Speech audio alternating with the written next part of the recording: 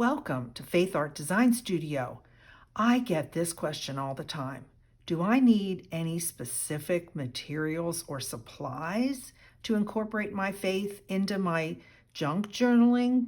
And here's some wonderful suggestions. I've pulled together lots of things that I talk about in my videos, but I'm going to walk you through them really quick. First thing you can do is you can always include actually God's Word.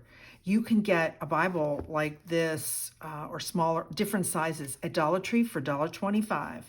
And you can tear out a page. You could cut a specific Bible verse out of here and insert it into a junk journal. So that's one way, is actually use your Bible. Now, if you are Catholic, you have access to some things that make wonderful additions to junk journaling. You can get, and I know Catholics use these all the time, is I just ordered these. These are saint prayer cards. They have beautiful pictures on the front, and they have prayers on the back. And obviously you can just insert one of these cards. I got this on Amazon. I think there's 54 cards in here. Maybe it was $7 or $8, so that's a good one.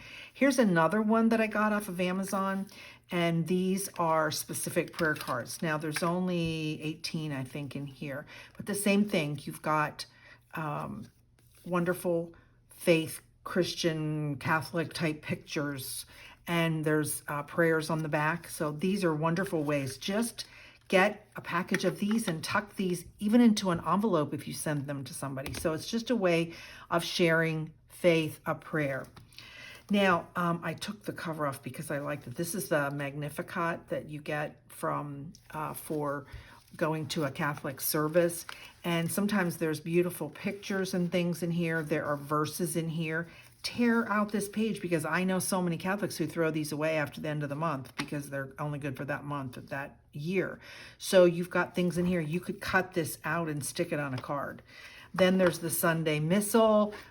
For Catholics, again, you can take specific Bible verses out of here, or prayers, or there's even small pictures, so you could include that. And then if you have, you can get a lot of these at the thrift stores.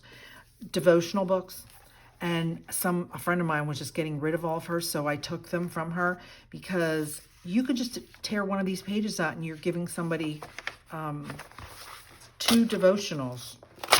Okay, and you just can fold it up and stick it in a junk journal. This is one I'm working on in one of the pockets. So there's a quick and easy way to add faith. So these are things hopefully you have, or you could get the prayer cards. And then I just found these today at Dollar Tree. I was amazed at this. They're over in the section where the like notepads and things are. Look at these. These are, what cool thing is, this is a woman-owned business from Ashland, Ohio, that you can get at Dollar Tree for $1.25. And there are, how many pages? 64 verses. So this is just a little journal. Oh my gosh, yes. Tear one of these out. There's places to journal, and there's Bible verses on every page.